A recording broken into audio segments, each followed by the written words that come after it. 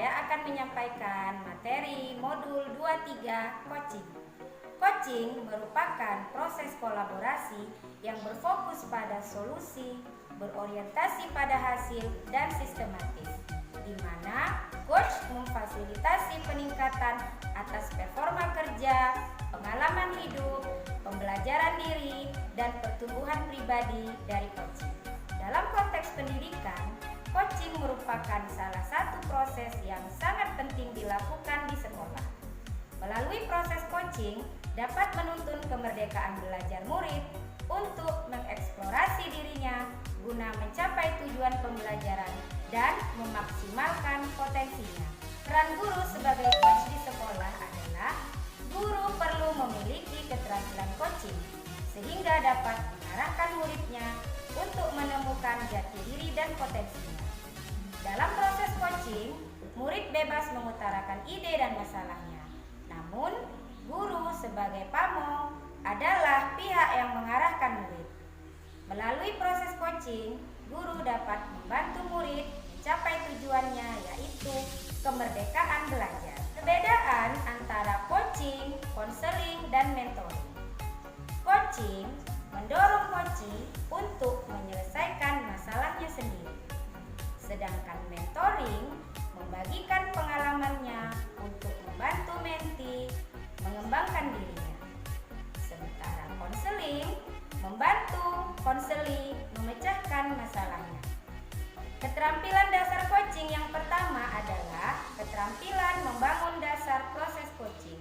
Yang kedua, keterampilan membangun hubungan baik. Yang ketiga, keterampilan berkomunikasi. Yang keempat, keterampilan memfasilitasi pembelajaran.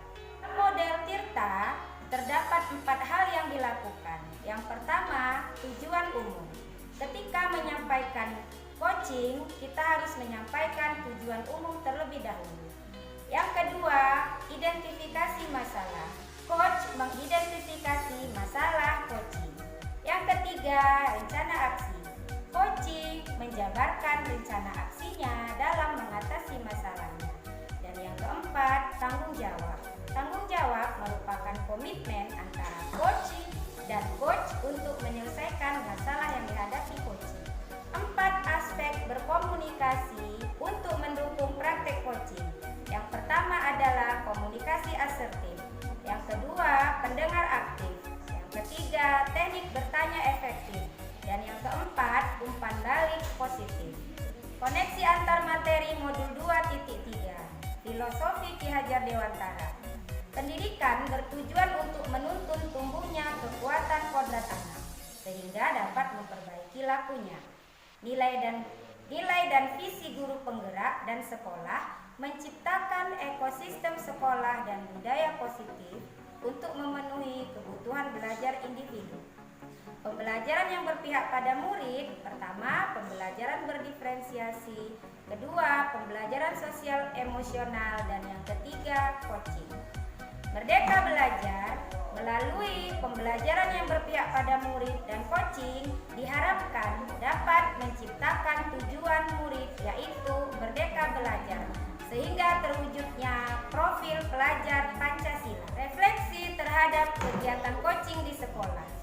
Melalui proses coaching ini membantu saya sebagai guru dalam menuntun segala kodrat murid sekaligus dapat memperbaiki lakunya dan dapat membantu murid mengatasi masalahnya dengan menggali solusi dari dalam dirinya.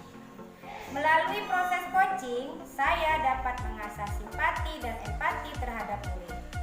Dan di coaching juga, saya sebagai guru dapat membantu murid memperoleh kemerdekaan belajar.